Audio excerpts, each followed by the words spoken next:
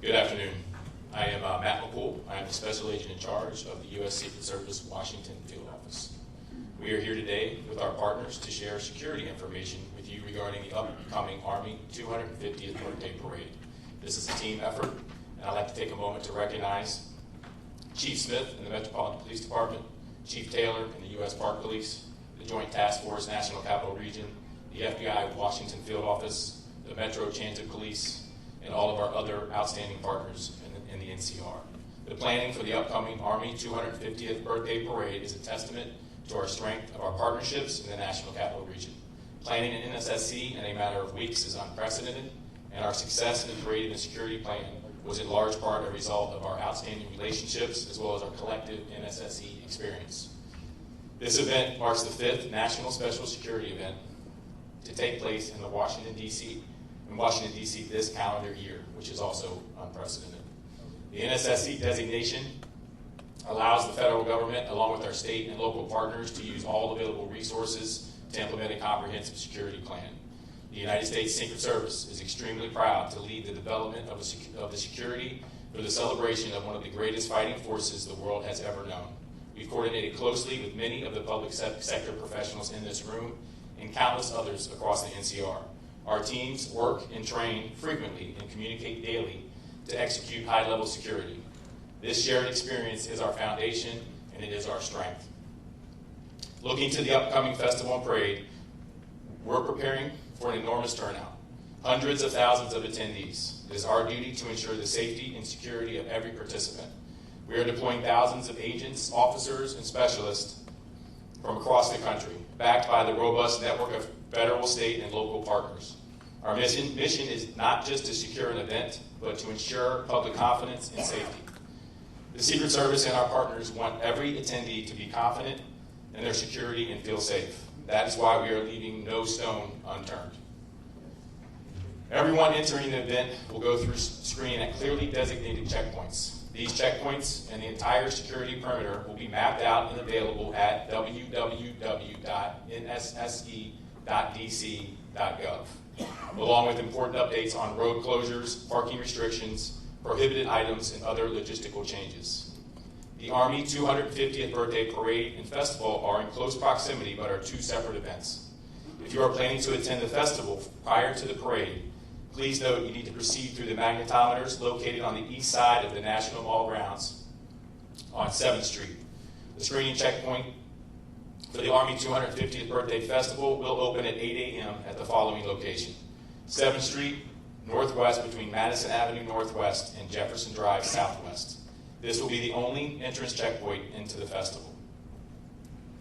The screening checkpoint for the Army 250th Birthday Parade will open to the public at 2 p.m. at the following locations: 14th Street between Constitution and Independence Avenue, and C Street Northwest between 18th and 19th Street.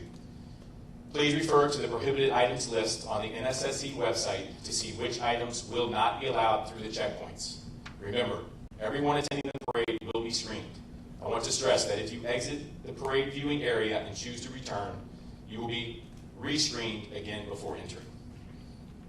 Aviation and maritime security are also top priorities. The Federal Aviation Administration will issue temporary flight restrictions, and the U.S. Coast Guard will release any maritime advisories. All of this information will be easily accessible through the NSSC website. On the ground, we're taking proactive steps to reinforce the area. You will see 18.5 miles of anti-scale fencing, 17 miles of bike rack, concrete barriers, 175 magnetometers, and officers from federal, state, and local agencies standing post. You may also notice multiple drones operating in the area. These are great tools for law enforcement situational awareness and part of our layered security strategy. Rest assured, all drones will be owned and operated by the Secret Service or our partners, so please do not be alarmed. As the public, you play an important role in ensuring the security of the event by reporting any suspicious activity to the nearest law enforcement official. Remember, if you see something, please say something. We've established a dedicated phone line for residents and businesses in the area who may have questions or issues. In partnership with the D.C. Homeland Security and Emergency Management Agency, we will be sharing that number through community groups. We will be active on the day of the parade. One additional note, We'd ask the public, due to the large crowds, noise, and the weather forecast, that for their safety, you leave your pets and emotional support animals at home. As always, service animals are welcome.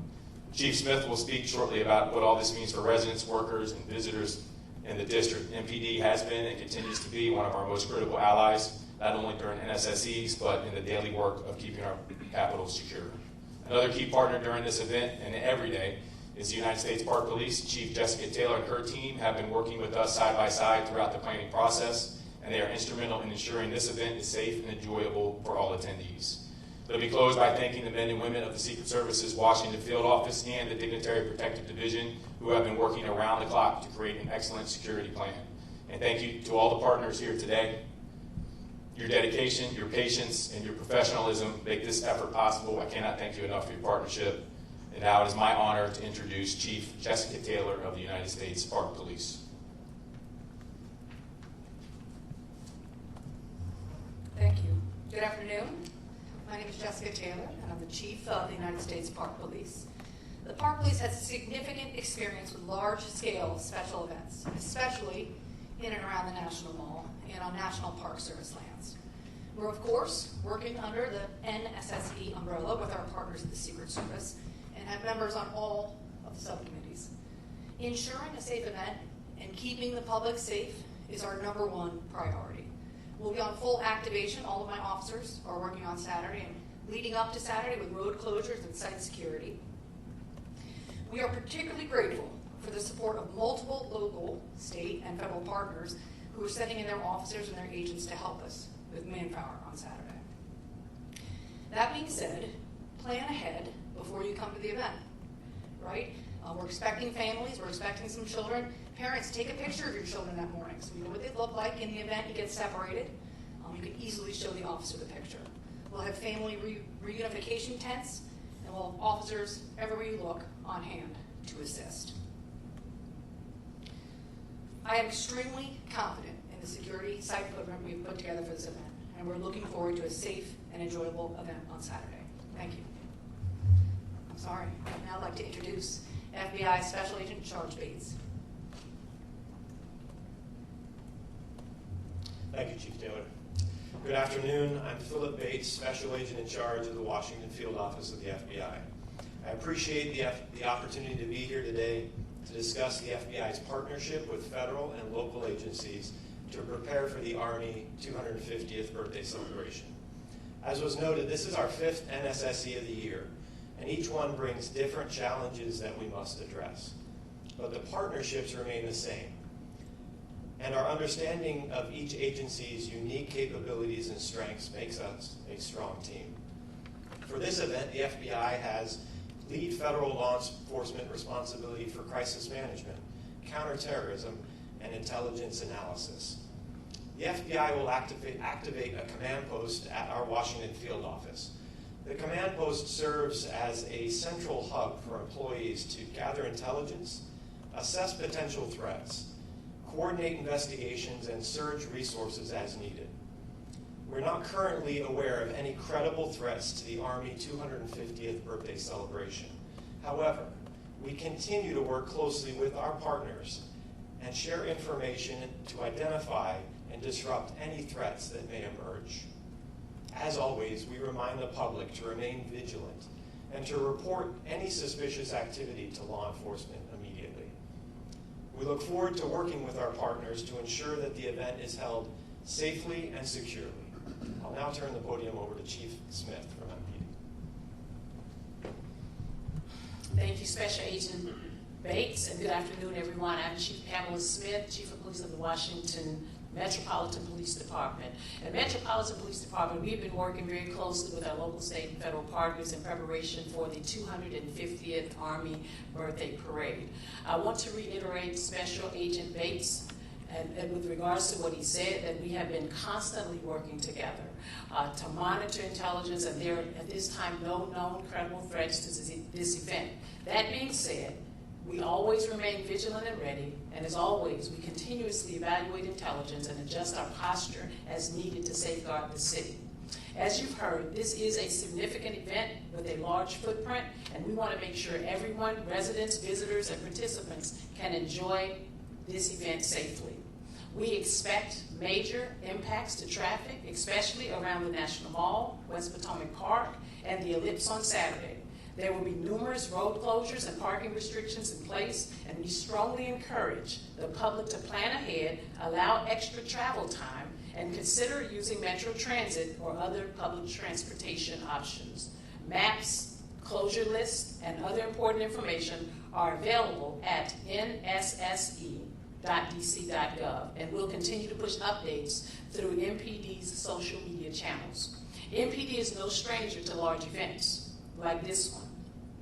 We will be enhancing our posture across the city. MPD will be in full activation beginning Saturday morning. This ensures that we have the staffing and resources available to support this event while still answering calls for service and maintaining coverage across all 7 of our police districts here in DC. I cannot emphasize enough, your safety remains our #1 priority. We are deploying specialized teams to support our federal partners and staying ready to respond whenever needed. As always, we also rely on the public to be the extra set of eyes and ears. If you see something suspicious, please say something. Call 911 in an emergency or reach out to our tip line at 202-727-9099 or text 50411. We thank everyone in advance for your patience and cooperation, and we look forward to a safe and successful event. Thank you, and I will now turn it over to Maurice McKinney, Deputy Chief of Metro Transit Police Department. Good afternoon, everyone. Maurice McKinney, Deputy Chief, Metro Transit Police, Special Operations Bureau. Metro will support the Army 250 by operational support that we will increase staffing at all of the stations surrounding the parade and festival routes. Metro Transit Police will increase officer presence in and around all of the stations to include Smithsonian, Archives, Federal Triangle. As it relates to rail operations, Metro will operate on a normal service. There will be, my apologies, Metro will operate on normal service, and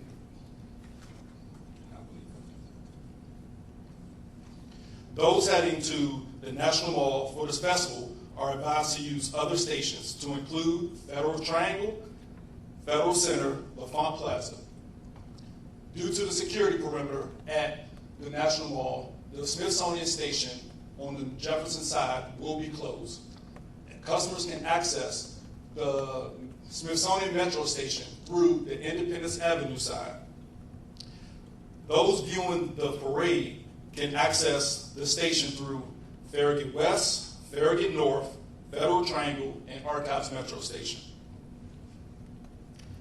The following Metro bus routes will have detours or delays: the 7A, the 10A, the 16A, the 16C, the 16E, the 22A, the 32, the 36, the 70, the 79, and the P6. Customers are encouraged to download the Metro Pulse app for real-time bus and rail operations. Thank you. And with that, we'll take your questions. Will there be any changes to protocol, ramping up of additional security? Oh, thank you very much. Oh. Okay. I'm Jackie with News Nation. Will there be any additional protocols, ramping up of security, anything in response to what is currently taking place in LA regarding ICE raids and protests there?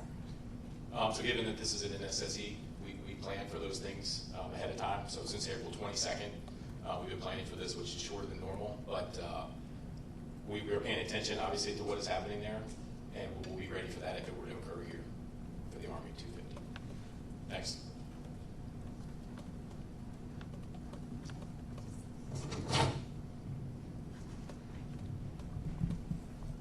Hi, Hassan Khan with Politico. Just to kind of follow up on that, what have you guys been expecting or discussing in terms of whether we see a similar deployment of federal troops, maybe perhaps the DC National Guard, as we've seen in California in response to protests? So I'll just say we're not expecting it. We have no intelligence of that, happening here. But if it does, we have the resources to handle it. Right in front. Okay. Thank you so much Sure. for doing this. Nicole Scango with CBS News. Two questions. One, can you speak a little bit about First Amendment activity and plans for protesters? Mm-hmm. And then, just as a second question, curious, you mentioned the 18.5 miles of fencing. Mm-hmm. We've seen much of that go around the White House this morning. Mm-hmm. Do you anticipate that fencing will stay much beyond the event, or at what point should we see that come So down? we're planning on everything to be cleaned up by the 19th. And then as far as the First Amendment activity, from a Secret Service perspective, it's simply people using their First Amendment right to protest. We're not going to do anything with that. But if that turns violent or if any laws are broken, that's when MPD, Park Police, Secret Service will get involved, and that will be handled swiftly. Is there a designated area for that? You want to take that? Yeah. So the National Park Service handles the permitting process, right? So we have several permits currently pending. From what we reviewed thus far in our communications list, we don't have any significant concerns. We don't have a designated area. According to the permit, they'll request where they want to be, and the National Park Service will make a decision based on the NSSE and the security perimeter. But First Amendment activity, significant experience with all the events in the mall, right? So I think certainly the Park Police and MPD is well prepared.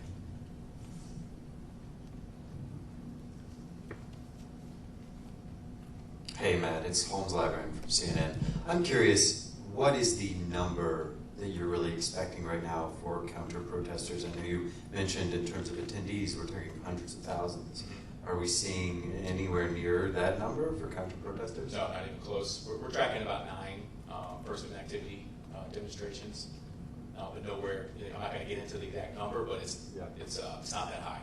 And then, is there a plan in place to call National Guard if needed? What is? We actually have National Guard. You already have it. Yeah, they're working the event, so they will be here. But we also have a robust plan for civil disturbance. What's the number of the National Guard here? Again, I'm not going to talk about numbers just for security reasons.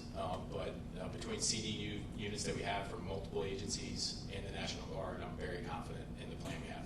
Thanks. Yep.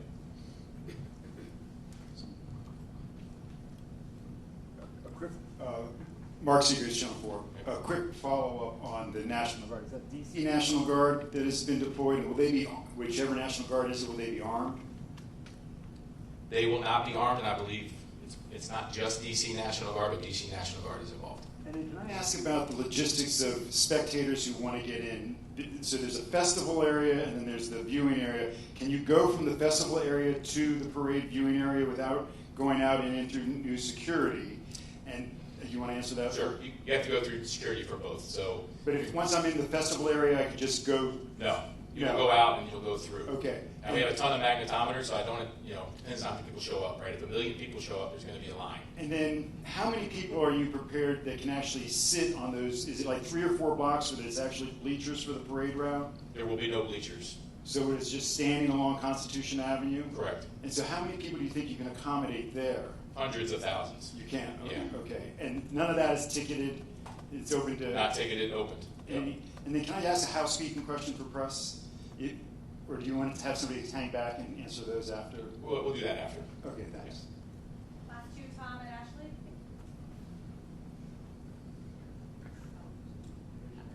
Tom and Ashley. Wanted to ask, first off, related to what you were just talking about, will there be people on both sides of Constitution to watch it, or just the north side? The majority of people will be on the south side of Constitution.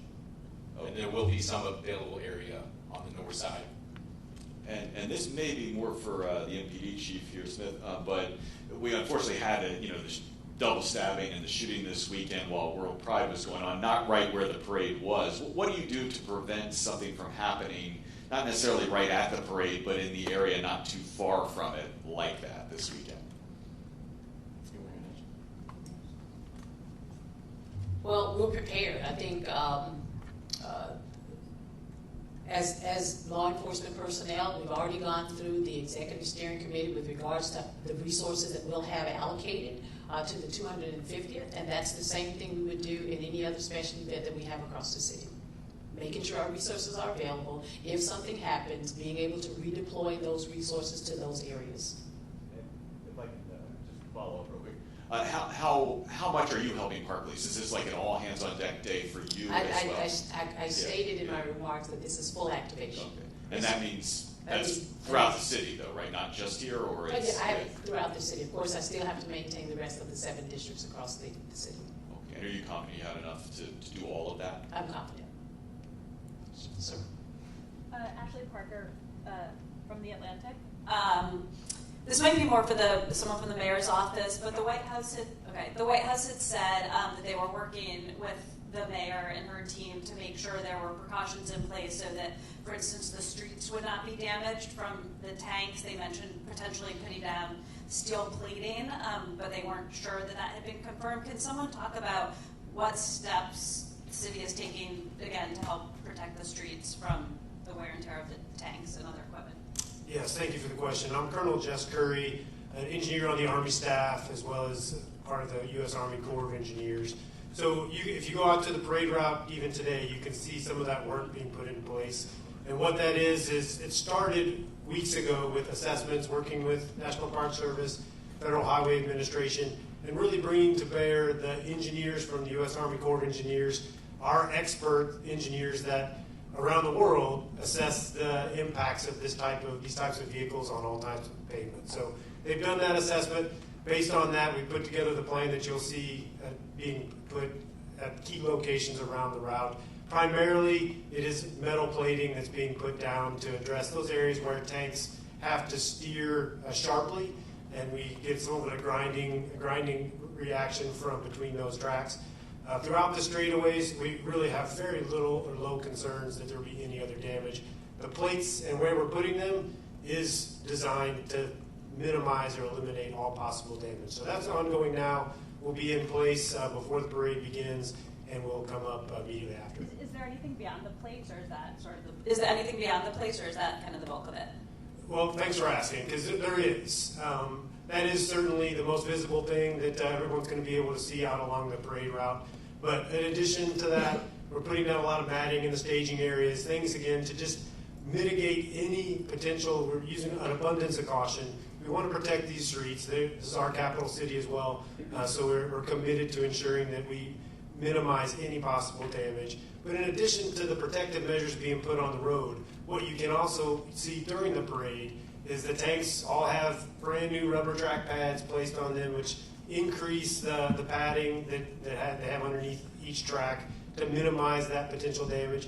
And it's a parade, so they're going to be moving slowly. They're going to be very careful. The operators that are coming with the units to this parade, they're very, very well trained at what they do, and give us complete confidence that we're going to be able to execute this parade with little to no damage to the DC streets. Thank you, everyone. Hey, good afternoon. Sharon Kirschbaum from the District Department of Transportation. So while the parade route itself is on National Park Service roads, for the vehicles to get to the parade route, they will be riding on district government, DC land and roads. And one of the other things that we do, as we would for all oversized and overweight vehicles, we require that they receive a permit. And when they apply for the permit, we take a look at the weight, and then we work together on the route to make sure that if they're covering any bridges or any other vulnerable roadways, that they can withstand the weight. And then we give recommendations in terms of the spacing and in terms of the speed to make sure that there's no other